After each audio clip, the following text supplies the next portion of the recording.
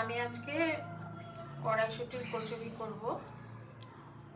আমি আগেও একবার করেছি কড়াইশুঁটির কচুরি, কিন্তু এবার একটু অন্যরকম ভাবে করব। খাস্তা কচুরি করব, কিন্তু একটু অন্যরকম পদ্ধতিতে। তা আমাদের তো খেতেই হবে, আমরা কড়াইশুঁটির এই শীতকাল আসলে আমরা করি। তা ভাবলাম এই প্রসেসটাও আমি ভিডিও করে নিই। সেজন্য এই সব ছাড়ানো হয়েই গেল, আর একটা বাকি আছে, ছাড়িয়ে নিই।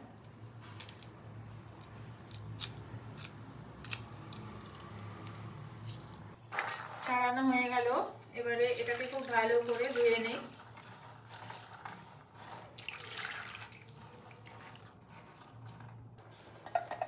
এই কড়াইশুঁটিগুলো ছাড়িয়ে নিয়ে ধুয়ে আমি মিক্সার গ্রাইন্ডারের বাটির মধ্যে নিয়ে নিচ্ছি, একটু ভালো করে পিষে নেব বলে।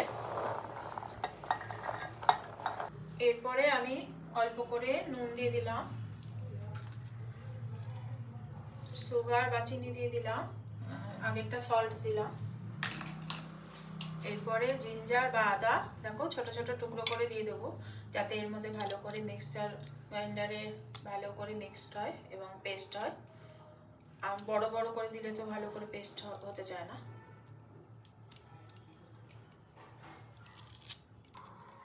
এরপরে গ্রিন চিলিটা ভেঙে ভেঙে দিয়ে দিলাম।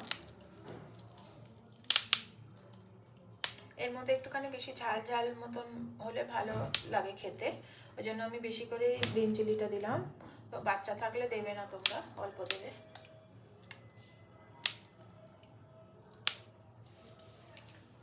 এবার এটাকে ভালো করে পেস্ট করে নিয়ে আসি। এরপরে ময়দাটা মেখে নেওয়ার জন্য আমি ময়দা নিয়ে নিলাম।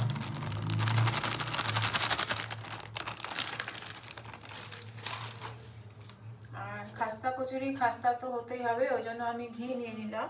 এখানে ঘি বা ডালডাই দিতে হবে, তা নাহলে এটা ভালো হয় না। দেখবে তেল দিলে কচকচে হবে, কিন্তু খাস্তা হয় না। ওই জন্য খাস্তা হওয়ার জন্য কিন্তু ঘি দিতে হবে। এর মধ্যে অল্প করে সল্ট দিয়ে দিলাম আর সুগার দিয়ে দিলাম। এরপরে এটাকে খুব ভালো করে মিশিয়ে নেই।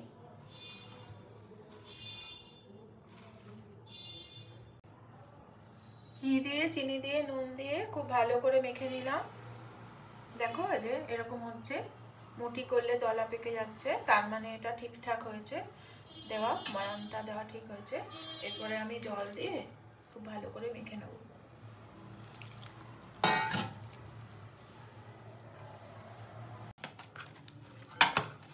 আমার ময়দাটা মাখা হয়ে গেল। এরপরে 10 মিনিট এটা থাকুক, ঢাকা দিয়ে রাখি। দেখো আমি যেটা পেস্ট করতে নিয়ে গেছিলাম সেটাও পেস্ট হয়ে গেছে। আমি এই কড়াইটা বসিয়ে দিচ্ছি।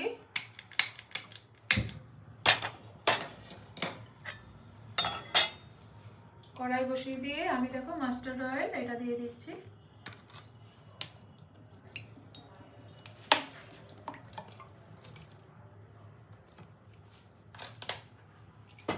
এরপরে দেখো হিং দিয়ে দিচ্ছি এর মধ্যে।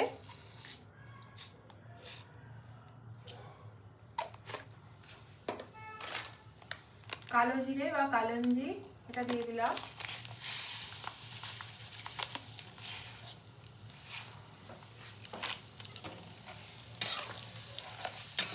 ভালো করে এটা গরম হতে হবে। সর্ষের তেলে না করলে, কেউ যদি সর্ষের তেল না খায় সে সাদা তেলে করবে।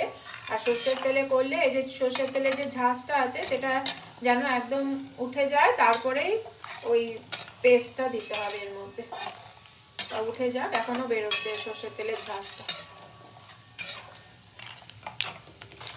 সর্ষের তেলের ঝাঁজটা পুরো উঠে গেছে। এরপরে যেটা পেস্ট করে নিয়েছিলাম সেটা আমি দিয়ে দিচ্ছি।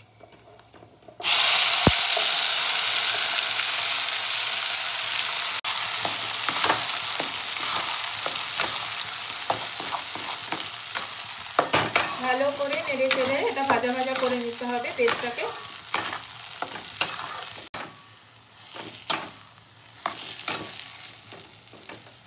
আমি ওই কড়াইশুঁটির পেস্টটাকে দেখো পুরো এমনভাবে নেড়ে নিলাম, দেখো নিচে আর ধরছেই না, তেল উঠে গেছে, এরকম লুজ হয়ে গেছে কড়াই থেকে।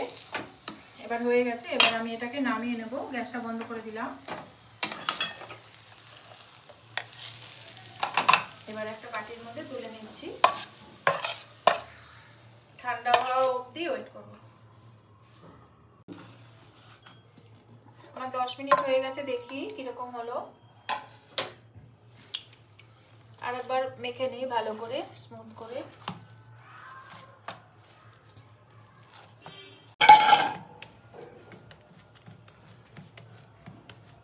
ভালো করে মেখে নিলাম, এরপরে বড় বড় করে গোলা করে নেব।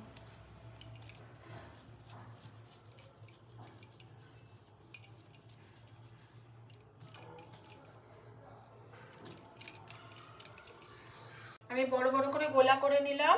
এরপরে আমি বাটিটার মধ্যে ঘি ঢেলে নেব। ঘি নিয়ে নিলাম, এরপরে অল্প একটুখানি এর মধ্যে ময়দা দিয়ে দেবো, 2 চামচ মতো। এরপরে এটার সঙ্গে এটা গুলে নেব ভালো করে।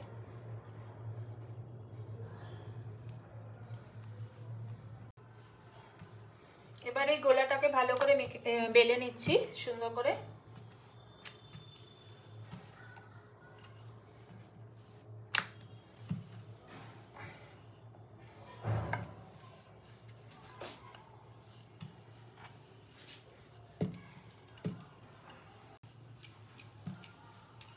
ভালো করে বেলে নিলাম, এরপরে যেটা ঘি আর ময়দা মাখিয়ে রেখে দিয়েছিলাম সেটা এর মধ্যে দিয়ে দিচ্ছি।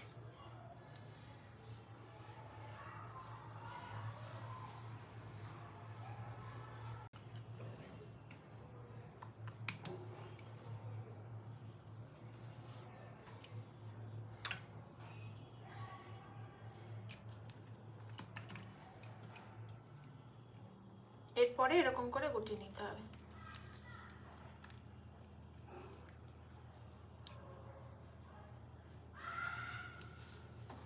গুটিয়ে নিয়ে মধ্যেখান থেকে এটা এরকম করে কেটে নিতে হবে। কাটার পরে এই দিকটায় অনেক ভাঁজ পড়েছে, এটা নিচের দিকে রাখতে হবে। নিচের দিকে রেখে এটাকে ভালো করে চেপে নিয়ে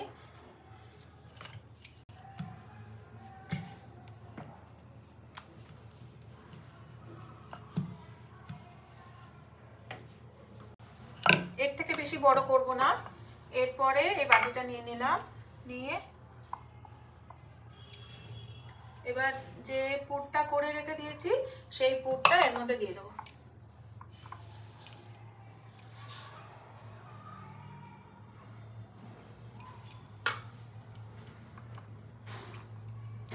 দিয়ে এই মুখটা ভালো করে বন্ধ করে দেবো।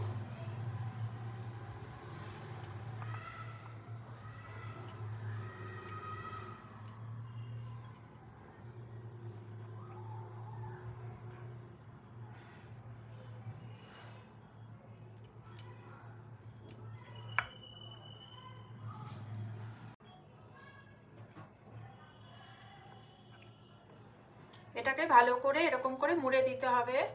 দরকার হলে একটুখানি জল লাগিয়ে নিতে হবে, যদি মনে হয় যে তেল ভেতরে আছে, এটা লাগছে না ঠিক মতন, মুখের কাছটা একটু জল লাগিয়ে নিতে হবে। এরপরে দেখো এরকম করে, যাতে ফুটো না থাকে, তা নাহলে ফুটো থাকলে কিন্তু ভাজার সময় তেল ঢুকে যাবে। এই যে এরকম করে নিয়ে করে নিতে হবে। দেখো একটা আমার হয়ে গেল। এইভাবে আমি আরগুলো করে নেই। এই যে যে দিকটা কাটা হয়েছে সেই দিকটা নিচে থাকবে, আর উপর দিকটা এরকম করে চাপ দিয়ে করতে হবে। এর থেকে বেশি বড় করা যাবে না। এরপরে বাটির মধ্যে বসিয়ে নিয়ে এরপরে 1 চামচ এই কড়াইশুঁটির এটা যেটা করেছিলাম সেটা দিয়ে দিলাম পুরটা। তারপরে এর গায়ে একটুখানি জল ভরিয়ে নিলাম মুখের কাছটা, নিয়ে এটা ভালো করে এরকম করে মুড়ে দিলাম।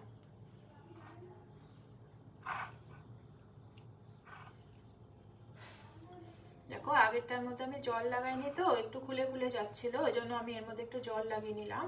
এটা সুন্দরভাবে লেগে গেল, লেগে গেল।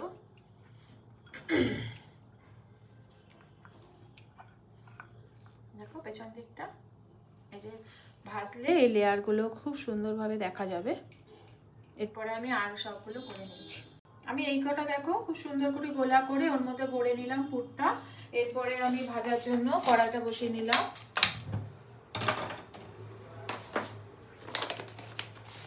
তেল দিয়ে দিচ্ছি, সাদা তেল দিচ্ছি, এখানে সাদা তেল ভাল লাগবে। অল্প করে গরম হয়েছে, বেশি গরম করলে হবে না, এটা বেশি গরম করলে এটা সঙ্গে সঙ্গে ফুলে যাবে, অথচ ভাজা হবে না। আমি এগুলো আস্তে আস্তে দিয়ে দিলাম।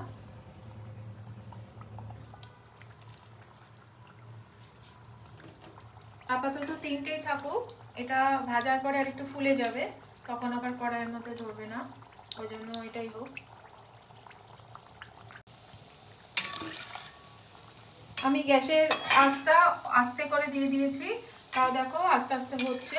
দেখি ওই পাশটা কীরকম হলো, একটু উল্টে দিয়ে, দেখো অল্প অল্প হয়ে গেছে, দেখো হয়ে গেছে।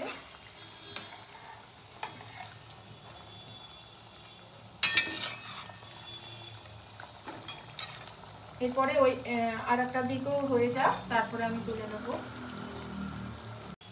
সুন্দর দেখো কচকচে, দেখো কচকচে হয়ে ফুলে সুন্দর ভাজা হয়ে গেছে। আমি এবার এগুলোকে তুলে নেব।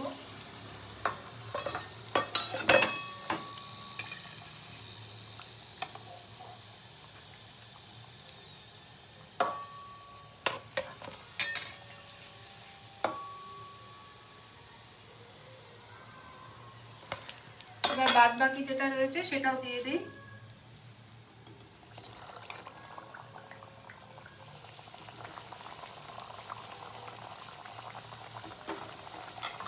এটাও ভাজা হতে থাকো।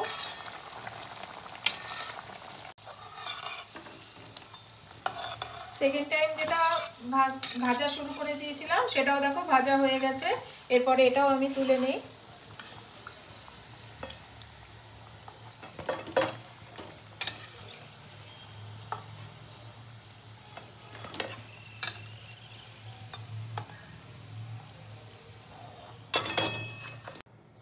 দেখো আমি এই যে খাস্তা কচুরিটা করলাম, এই যে লেয়ারটা পড়েছে দেখো কি সুন্দর লেয়ারটা দেখা যাচ্ছে।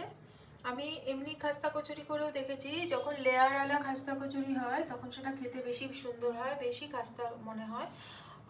আমার তো ভীষণ ভালো লাগে, আমি ওই জন্য সবসময় এরকম লেয়ার দিয়ে খাস্তা কচুরি করা পছন্দ করি।